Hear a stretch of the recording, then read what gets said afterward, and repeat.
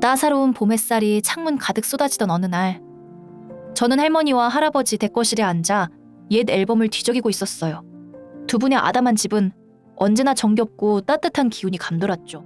할머니 박순자 여사님과 할아버지 김영철 옹은 60년이 넘는 세월을 함께해 오신 제 눈에는 세상에서 가장 다정하고 달콤한 사연의 주인공들이었답니다. 그들의 사랑은 늘 잔잔하게 빛났어요. 할아버지는 아침마다 직접 그린 꽃차를 할머니께 건네셨고, 할머니는 할아버지 취향에 맞춰 늘 좋아하는 반찬을 같은 자리에 놓아두셨죠. 서로를 향한 작은 배려가 일상에 스며 있었어요. 구벅 뒤에는 늘 할아버지가 좋아하는 간식을 챙겨주는 따뜻한 손길이, 너스레 속에는 굳건한 사랑이 담겨 있었어요. 그 모든 순간이 저에게는 가장 달달한 사연이었죠. 그러던 어느 날, 평소 건강하시던 할아버지께 갑작스러운 일이 생겼어요. 텃밭을 돌보시던 중 어지럼증을 호소하며 쓰러지신 거죠. 온 가족이 깜짝 놀랐답니다. 다행히 크게 다치신 곳은 없었지만 며칠간 병원에 입원하여 정밀 검사를 받아야 한다는 의사 선생님의 말씀에 온 가족이 가슴을 쓸어내렸어요. 저는 할머니와 함께 병원으로 향했습니다. 할머니의 얼굴에는 깊은 수심이 드리워져 있었어요. 그저 걱정 때문인 줄로만 알았죠. 병실 안에서 힘없이 누워 계신 할아버지를 바라보는 할머니의 눈빛은 너무나도 슬퍼 보였어요. 며칠 후 할아버지는 병원에서 안정을 취하고 계셨고, 저는 할머니와 함께 잠시 집으로 돌아왔어요.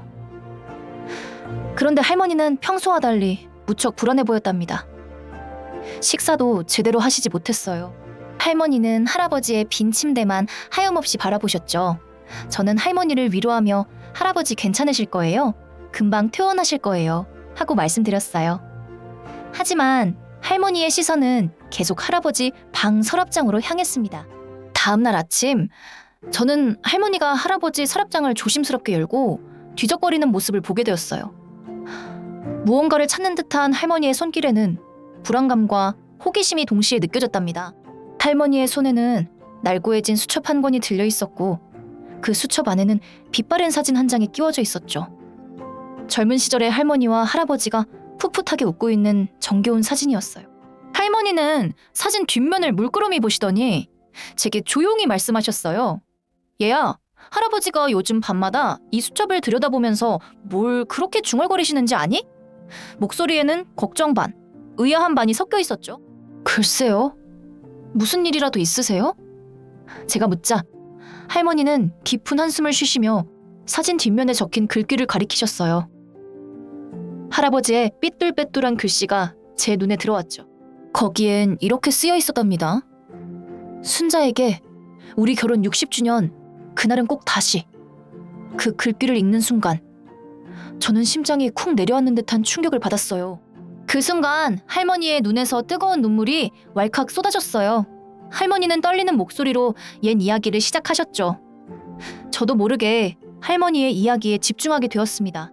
우리가 젊었을 적에 저 개울가 버드나무 아래서 결혼하면 꼭 다시 신혼여행 가자고 약속했었어. 그때는 너무 가난해서 변변한 결혼식도 못 올리고 소박한 피크닉으로 대신했거든. 할머니는 울먹이며 말씀하셨어요.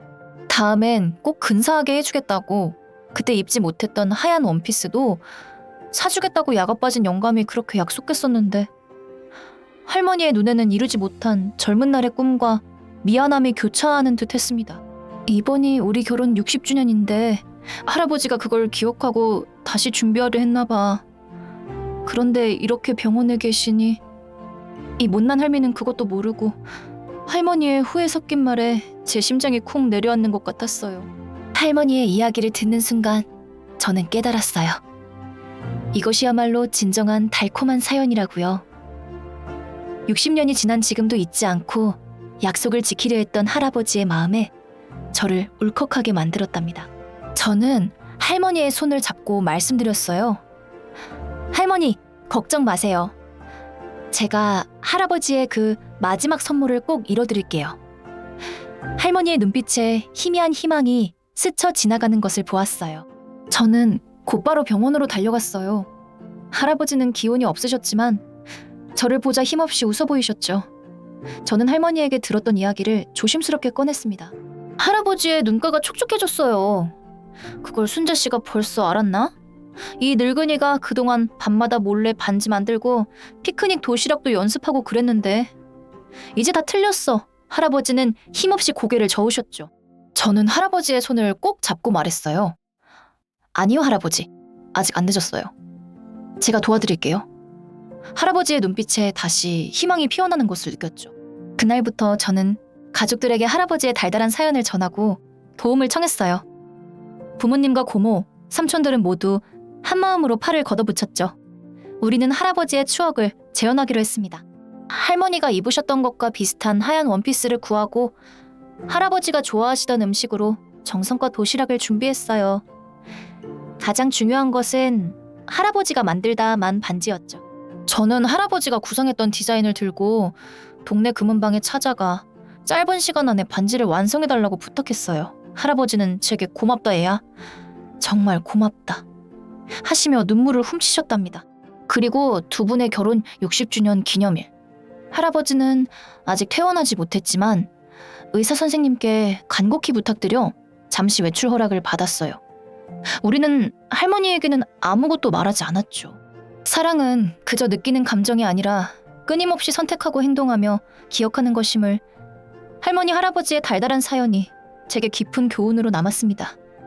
그들의 사랑은 우리 가족에게 영원히 빛나는 별처럼 남아있을 거예요. 사랑하는 여러분, 구독해주세요.